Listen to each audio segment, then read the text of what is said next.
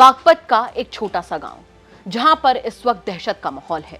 यहां पर एक नहीं, दो नहीं, बल्कि तीन तीन लाशें बिछी हैं और ये लाशें भी ऐसी जगह पर जहां पर इस्लाम की तालीम दी जाती थी, यानी मस्जिद के ठीक ऊपर। नमस्कार, स्वागत है आपका यूपी तक में। मैं हूं आपके साथ गुरांशी श्रीवास्तव। आप देख रहे हैं हमारा खास कार्यक्रम the big crime story. The big crime story में कहानी आज उत्तर प्रदेश के बागपत के एक छोटे से गांव की, जहां पर एक इमाम है। उनका नाम है इब्राहिम। इब्राहिम का मानो बस गुनाह इतना था कि वो बच्चों को तालीम देते थे।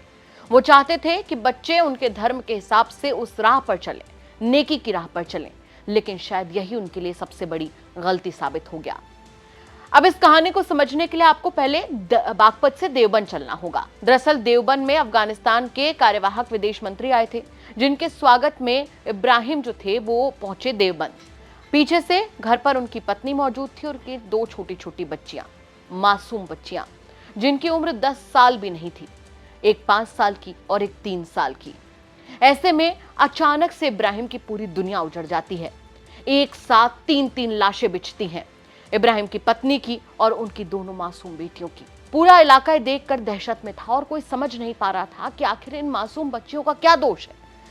खुद इब्राहिम भी इस चीज से पूरी तरीके से अपने आप को ठगा हुआ महसूस कर रहे थे कि आखिर उनके परिवार के साथ ये किसने और क्यों किया।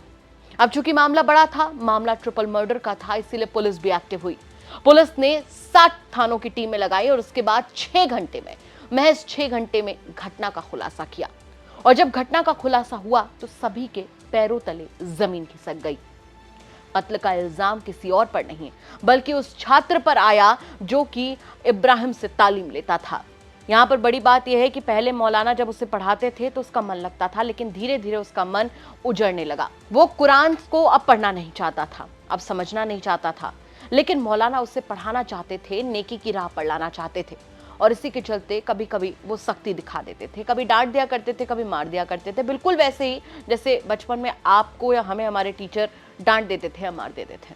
लेकिन ये बात उस छात्र के दिल में नफरत बनती जा रही थी।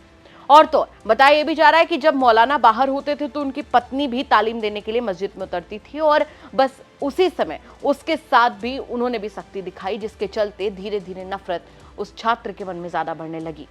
घटना वाले दिन वो पहले पहुंचा घर पर, जहां पर उनकी पत्नी यानी मौलाना की पत्नी सो रही थी।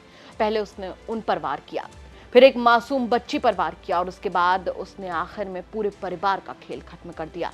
पुलिस ने भले ही आरोपी को हिरासत में ले लिया हो, उसके साथ एक और छात्र पकड़ा गया है, लेकिन जो मौलाना है उनके साले का अलग आरोप है। उनका ये कहना है कि एक बच्चा इतनी बड़ी घटना को अंजाम नहीं दे सकता, क्योंकि घर में सीसीटीवी लगे हुए थे।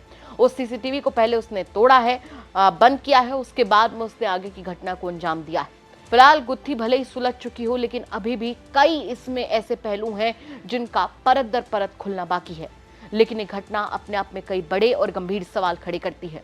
सबसे बड़ा सवाल तो यहाँ पर यह खड़ा होता है कि क्या तालीम देना ही मौलाना की जिंदगी का सबसे बड़ा कसूर बन गया? और उससे बड़ा सवाल ये खड़ा होता है कि क्या वाकई सिर्फ 2 बच्चे मिलकर इतने बड़े ट्रिपल मर्डर को अंजाम दे सकते हैं? इन तमाम सवालों के साथ आपको छोड़कर जा रहे हैं। साथ ही आपसे भी कहना चाहेंगे कि अगर आपके आसपास के इलाके में कोई ऐसी बड़ी घटना होती है जो कि क्राइम की एक बड़ी खबर बन सकती है, तो हमें कमेंट करके जरूर बताइएगा। हम उसकी तह तक जाएंगे, उसके बाद में उसे खबर के तौर पर आप तक जरूर पहुंचाएंगे। नमस्कार।